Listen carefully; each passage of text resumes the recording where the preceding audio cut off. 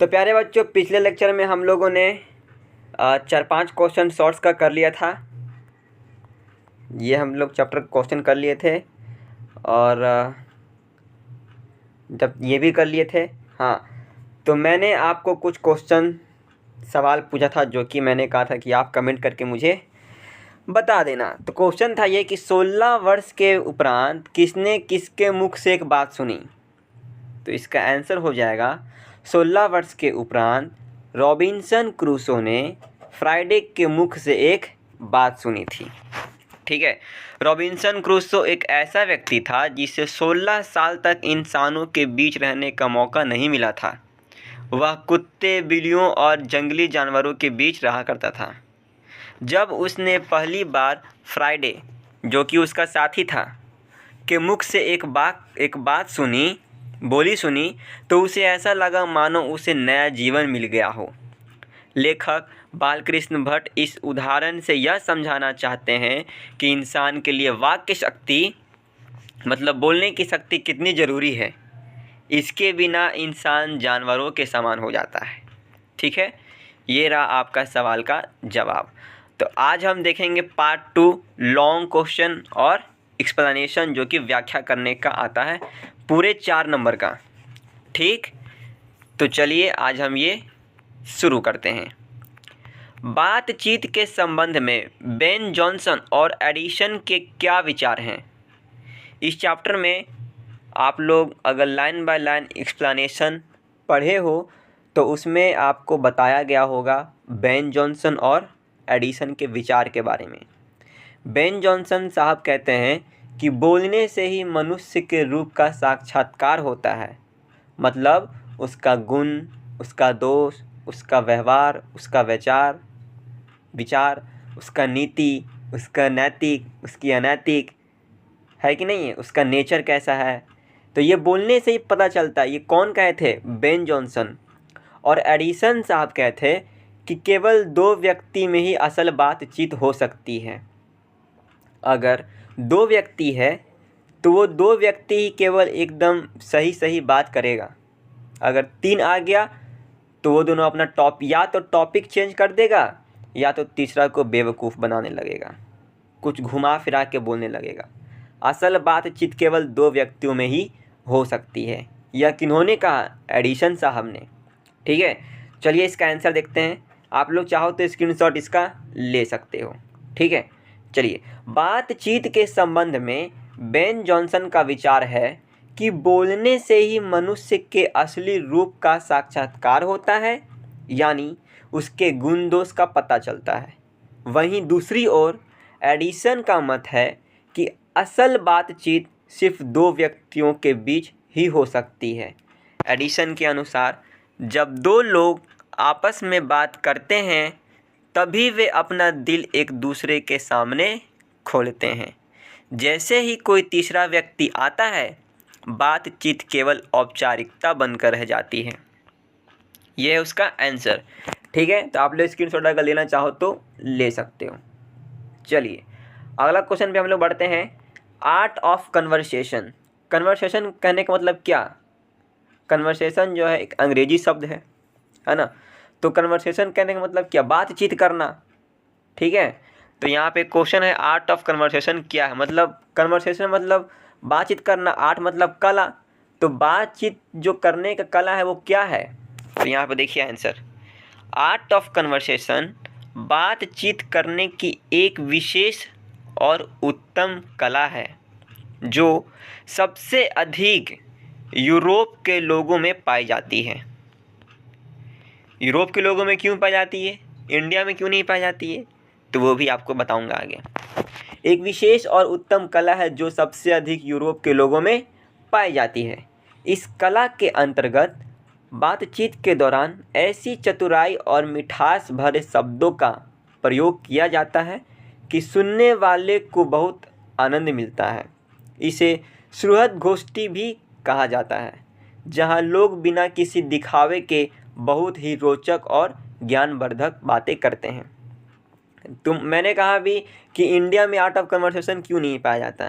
पाया जाता है लेकिन हर इंसान के पास नहीं। अब मान लो कि 3-4 लोग दोस्त बैठ गया, बकैती कर रहा है, तो उसको तुम कहोगे आर्ट ऑफ कन्वर्सेशन। 4 लोग लड़ रहे हैं तो उसको तो हम नहीं कह सकते art of conversation. Art of conversation कहने का मतलब क्या, कि तुम्हें भी सुख मिले और अगला को भी सुख मिले, है ना। एक वाणी भी है, ऐसी वाणी बोलिए मन का आपा खोए, औरन को शीतल करे आप ही शीतल होए, है ना एक वाणी। तो ये वाणी उसी पे बना है, बातचीत करने की कला पे ही, ठीक है, कि खुद को भी सुख मिले और दूसरे को भी सुख मिले। ये नहीं कि बोलने का कुछ तुमको भी समझ नहीं आया क्या बोल रहे हैं, अगला को भी समझ नहीं आया क्या बोल रहा, गुस्सा हो गया, लड़ाई हो गया, ठीक है। इसलिए यूरोप के लोगों में ज़्यादा प्रचलित है आर्ट ऑफ कन्वर्सेशन। चलिए अगला क्वेश्चन पे हम बढ़ते हैं। मनुष्य की बातचीत का उत्तम तरीका क्या है, इसके द्वारा वह कैसे नवीन संसार की रचना कर सकता है। मतलब मनुष्य के उत्तम तरीका बातचीत करने का क्या है, मतलब सिंपल शब्दों में अगर कहें तो सबसे अच्छा तरीका क्या हो सकता है बातचीत करने का, है कि नहीं। इसके द्वारा वह अपने नवीन संसार की रचना कैसे कर सकता है, वह अपने भविष्य में आगे कैसे बढ़ सकता है, किस तरीके से बात करने पर।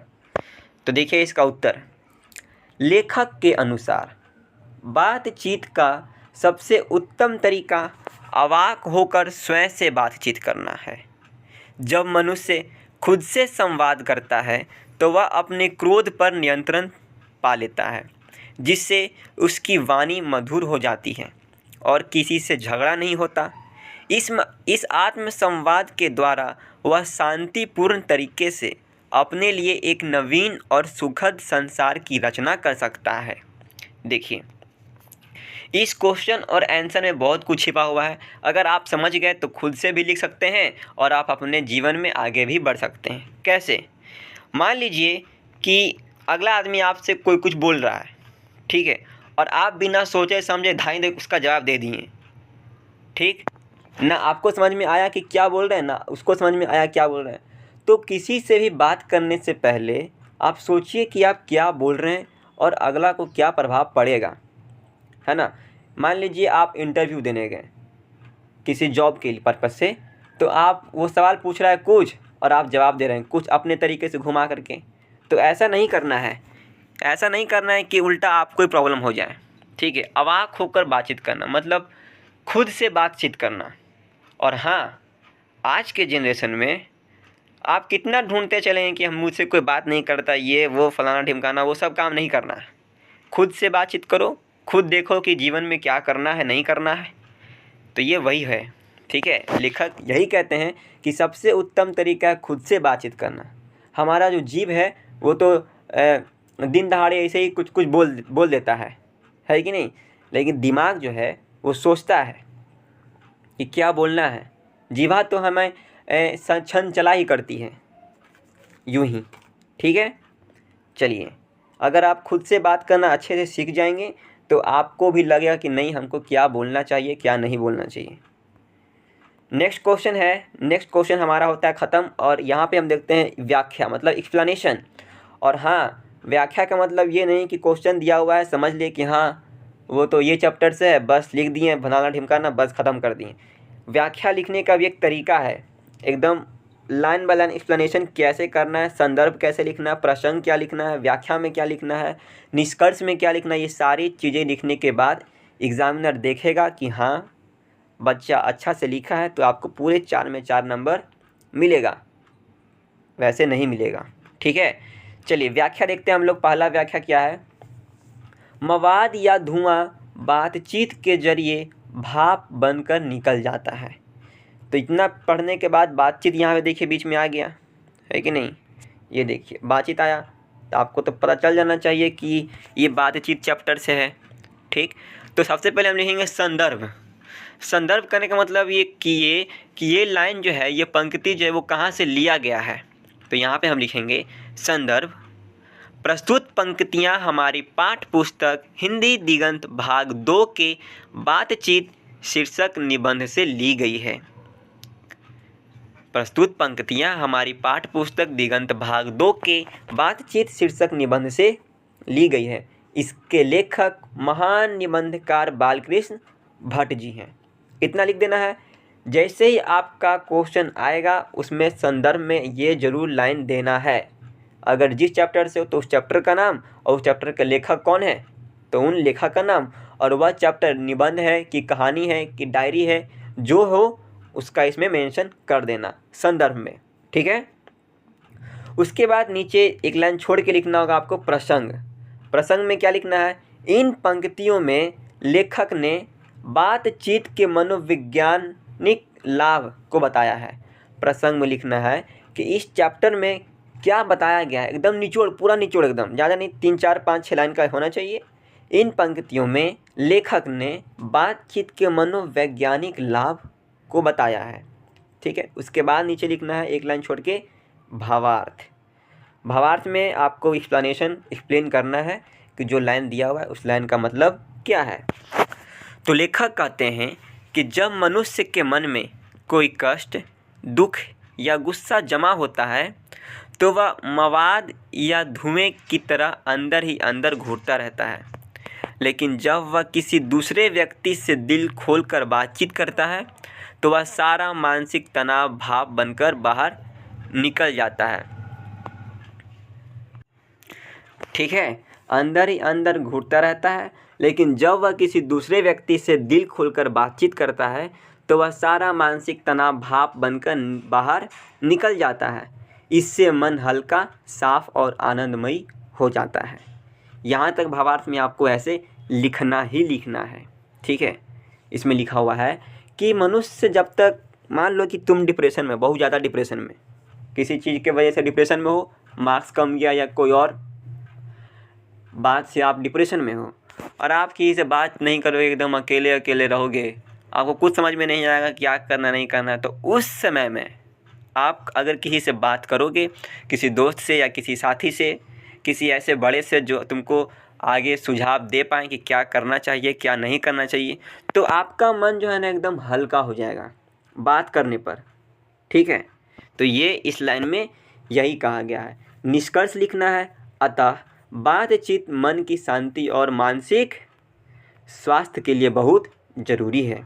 ये आपको लिख देना है। नेक्स्ट देखते हैं। सच है, जब तक मनुष्य बोलता नहीं तब तक उसका गुण दोष प्रकट नहीं होता। ये कौन कहे थे? Ben Jonson. ठीक है। तो ये व्याख्या आता है, इम्पॉर्टेंट है, छोड़ना नहीं।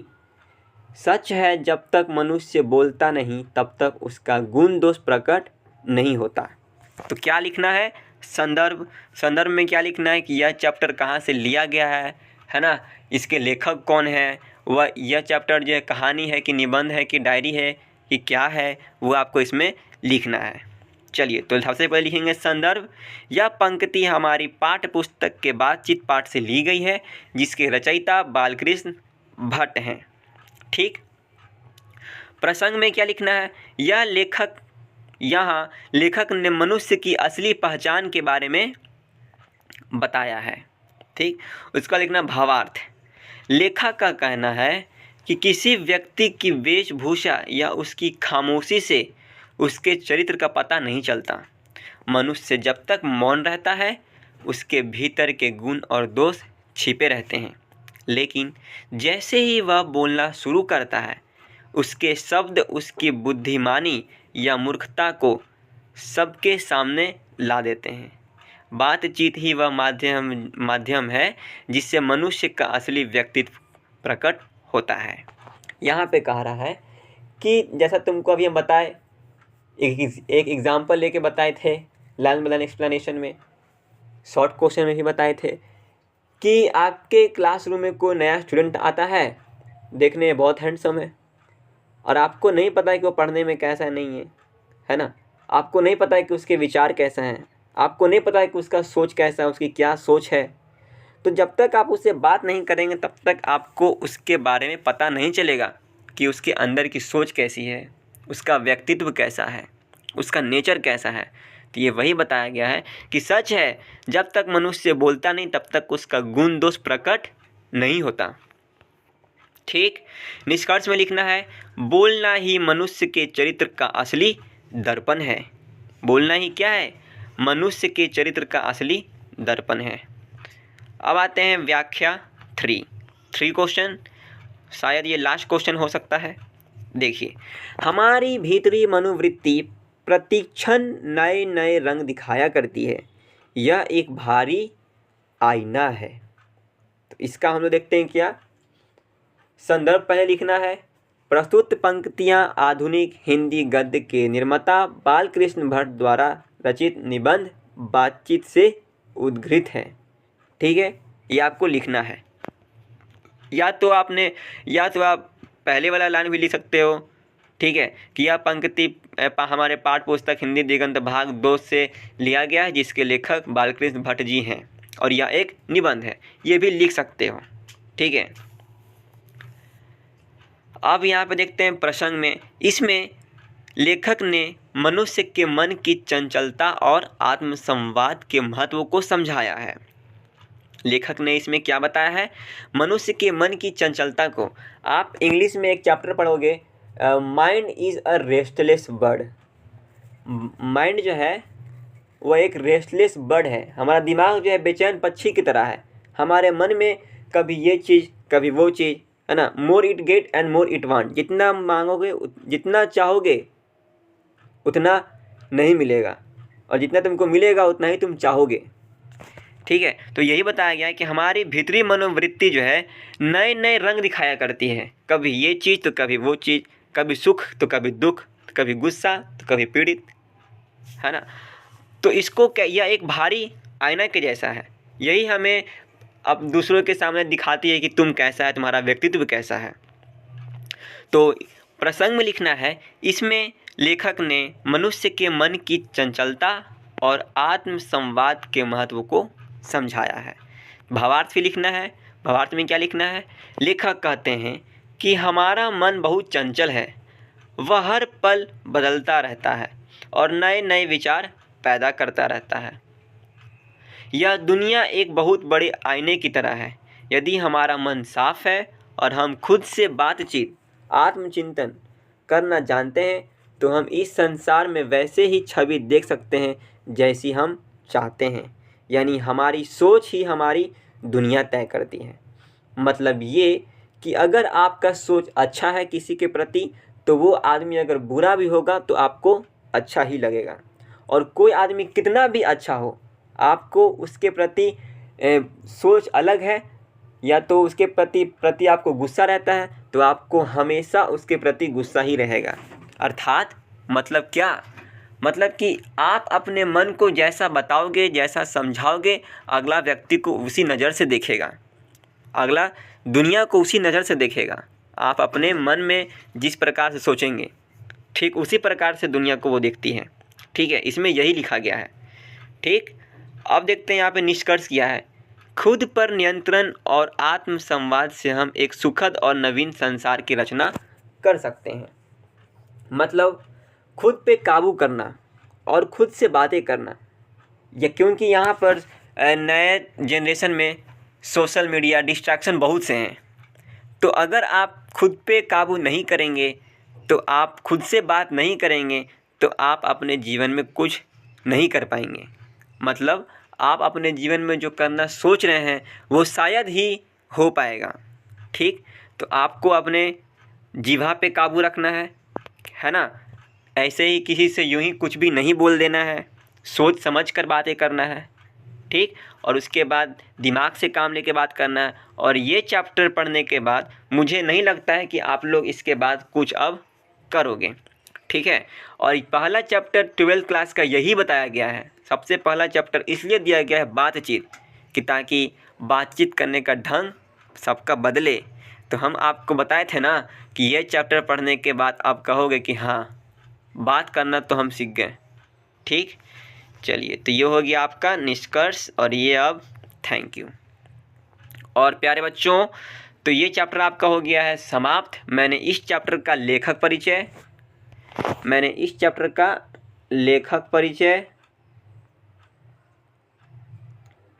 परिचय करा दिया है। लाइन बाय लाइन एक्सप्लेनेशन भी करा दिया है। ठीक है, क्वेश्चन आंसर भी करा दिया, और ऑब्जेक्टिव भी करा दिया है। ठीक है, और अब लास्ट बचा है क्या? समरी। लास्ट बचा है आपका एक समरी सारांश, जो कि इस चैप्टर का सारांश बहुत ही महत्वपूर्ण है, आपको छोड़ना नहीं है। और हर एक चैप्टर का आपके लिए सारांश यानी कि समरी जो है वो इम्पॉर्टेंट है। ठीक, वैसे तो मैं आपको लास्ट में दे दूंगा कि कौन सा सबसे ज़्यादा इम्पॉर्टेंट है। फ़िलहाल मैं तो यही कहता हूँ कि आपको पूरे शिद्दत के साथ पूरी की पूरी चैप्टर पढ़नी चाहिए।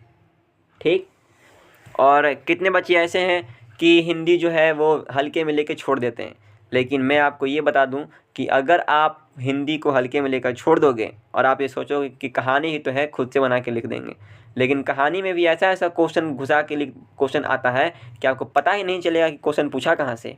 ठीक है, तो हिंदी को हल्के में नहीं लेना है, क्योंकि हिंदी जो है वो पूरे 100 मार्क्स के आते हैं और 100 मार्क्स कम नहीं है। अगर आपका 90% अगर आपका सपना है तो ये 100 मार्क्स आपको 90% तक पहुंचा सकता है।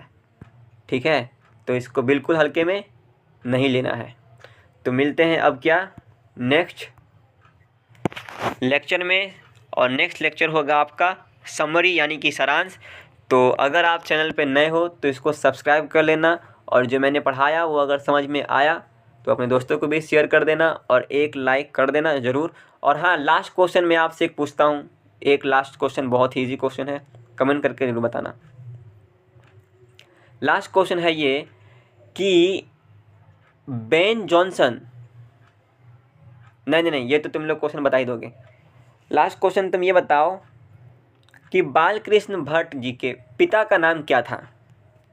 बालकृष्ण भट्ट जी के पिता का नाम क्या था, क्वेश्चन आता है, आया हुआ है, पिताजी का नाम।